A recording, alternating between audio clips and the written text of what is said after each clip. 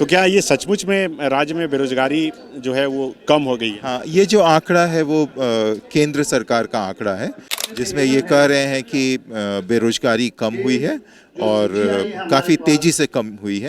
जिस तरह से सरकार के लोग जो है अपनी वाहवाही लूट रहे हैं कि कोरोना काल में उतने बुरे दौर में भी अच्छा काम किया गया और यही वजह है कि बेरोजगारी जो है वो घटी।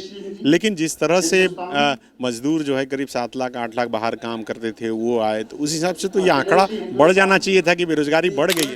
आप रोजगार का ये जो डाटा ये करते हैं और या कंपेयर करते हैं सेंट्रल से, तो इसमें क्या ये सिर्फ सरकारी नौकरी और जो स्वरोजगार है दोनों शामिल है? सारे लोग शामिल। हाँ, इसमें इसको निकाला जाता है इस तरह से कि वो लोग जो काम की तलाश कर रहे थे और उसके बाद उनको काम नहीं मिला, उनको हम लोग बेरोजगार कहते हैं। इसको कहते हैं usual principal and subsidiary status employment. वित्त मंत्री रामेश्वर उरांव ने झारखंड विधानसभा में 5वीं बार बजट पेश किया। इस बार 1,28,900 करोड़ का बजट पेश किया गया। बजट पेश करने से एक दिन पहले आर्थिक सर्वेक्षण रिपोर्ट पटल पर पेश की गई थी और उसमें बताया गया कि झारखंड में बेरोजगारी दर घटी है, साक्षरता बढ़ा है और विकास बहुत तेजी से हो रही है। इस वक्त बात करने के लिए हमारे साथ अर्थशास्त्री और राज्य वित्त आयोग के सदस्य डॉक्टर हरीश्वर दयाल जी हैं। सर बने नहीं, ज्वाइन नहीं किया है। तो क्या ये सचमुच में राज्य में बेरोजगारी जो है वो कम हो गई है? हाँ, ये जो आंकड़ा है वो केंद्र सरकार का आंकड़ा है। एक उन लोगों ने वो एनुअली एक डेटा निकालते हैं, पीरियोडिक लेबर फोर्स सर्वे, और इसका 22-23 का आंकड़ा है, जिसमें ये कह रहे हैं कि बेरोजगारी कम हुई है और काफ़ी तेज़ी से कम हुई है। और इसमें बाकी जो ये है श्रम भागीदारी दर भी बढ़ा है, उसके अलावा भी बेरोजगारी कम हुई है। शिक्षा बढ़ा है, शिक्षा का भी आंकड़ा रहता है। तो ये हुआ है, जब से वो आंकड़ा ले रहे हैं उसके बाद से मैंने जिस तरह से सरकार के लोग जो है अपनी वाहवाही लूट रहे हैं कि कोरोना काल में उतने बुरे दौर में भी अच्छा काम किया गया और यही वजह है कि बेरोजगारी जो है वो घटी। लेकिन जिस तरह से मजदूर जो है करीब 7 लाख 8 लाख बाहर काम करते थे वो आए, तो उस हिसाब से तो ये आंकड़ा बढ़ जाना चाहिए था कि बेरोजगारी बढ़ गई है। क्या है उसके बाद अगर आप देखिएगा, कोरोना की काल की बात कीजिएगा तो वो भी आर्थिक सर्वेक्षण में है। कोरोना काल में और उसके बाद जो लॉकडाउन हुआ, उसके कारण जो लॉकडाउन हुआ, उसमें हमारी अर्थव्यवस्था भी चरमराई थी।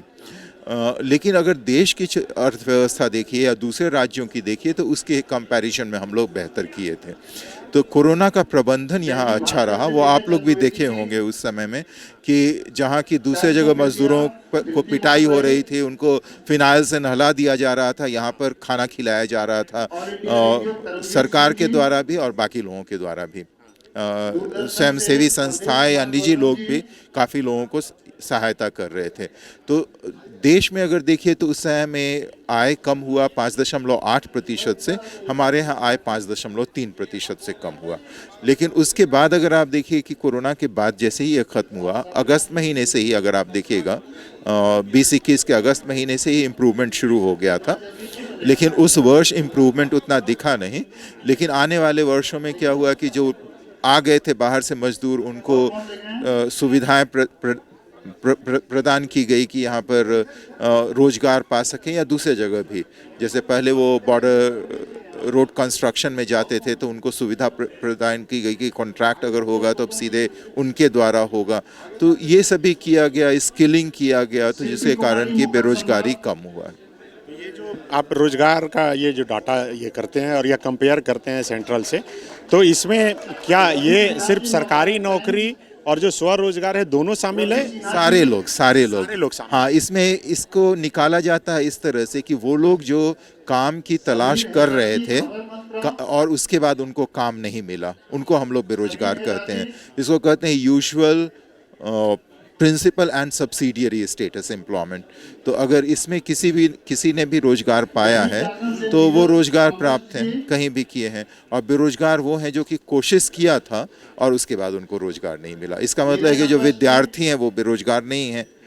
इसका मतलब कि जो लोग और दूसरे भी कार्य कर रहे हैं किसी भी तरह का, तो वो बेरोजगार नहीं है। मतलब काम खोज रहे हैं और नहीं मिला है तब बेरोजगार हैं।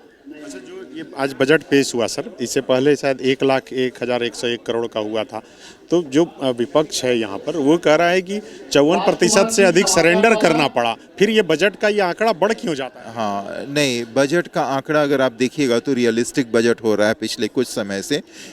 ये हम नहीं कहें कि जितना इन लोगों ने बजट किया कि पूरा का पूरा यूटिलाइज हो जाता है, उतना अचीव कर पाते हैं, वो तो टारगेट है ना। तो टारगेट 100% नहीं भी अचीव करते हैं तो 90% से ज़्यादा अचीव कर रहे हैं। आप बजट को ये मान रहे हैं सही, इस बार कोई बहुत बड़ी लोक लुभावन वैसा कुछ दिखा नहीं बजट। हाँ, लेकिन विकास उन्मुखी है। अगर आप देखिएगा तो जैसे इकोनॉमिक सेक्टर, सोशल सेक्टर और जनरल सेक्टर की बात करें तो जनरल सेक्टर पे खर्च कम हो रहा है और इकोनॉमिक एंड सोशल सेक्टर पे खर्च हमारा बढ़ा है कुल इससे। तो अगर इकोनॉमिक सेक्टर पे बढ़ता है तो ये जो 10 ट्रिलियन इकोनॉमी अचीव करने की बात हो रही है वो अचीव कर पाएंगे। पर फोकस करके कुछ नहीं, जैसे कुछ पत्रकारों ने सवाल भी किया कि रोजगार को, नौकरी को लेकर कुछ नहीं है।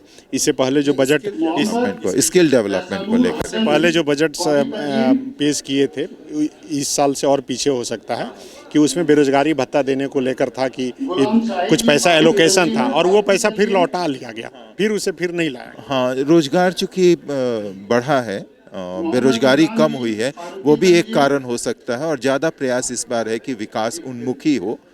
सामाजिक सुरक्षा की भी बहुत सारी चीज़ें बढ़ा दी गई है, वो अबू आवास हो, चाहे सर्वजन पेंशन हो, तो ये सभी बढ़ाया गया है। तो कहीं तो आपको कम करना पड़ेगा ना, तो वहाँ पर नहीं करके उस पर ध्यान नहीं दिया गया इस बार विकास पे और समाज कल्याण पे ज़्यादा ध्यान दिया गया। Thank you.